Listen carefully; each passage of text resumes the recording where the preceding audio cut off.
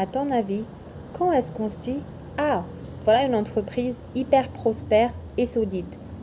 Son site web? Pas du tout. Ses nombres d'abonnés? Non plus. Son chiffre d'affaires? On parlerait plutôt de profit dans ce cas-là. Mais donc, on se demande, quand est-ce qu'on le sait qu'une entreprise, elle est pérenne?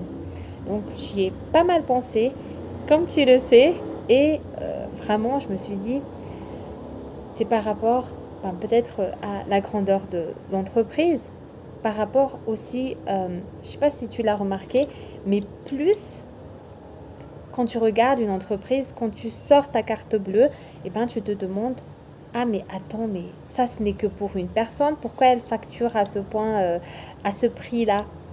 Mais quand tu vois le matériel, l'endroit où travaille cette personne, ou alors le nombre de personnes qui travaillent dans cette entreprise, tu dis, ah, là, c'est quelque chose de beaucoup plus ambitieux, c'est quelque chose de plus grand.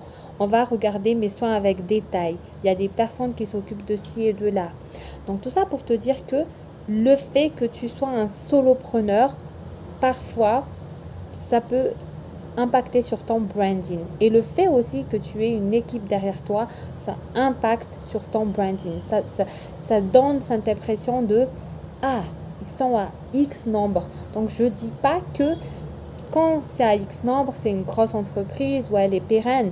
Mais en général, c'est ce qu'on pense à l'intérieur de nous-mêmes quand on sort notre carte bleue, que de toute façon, il s'agit là de payer pour plusieurs autres familles, pas seulement pour la personne.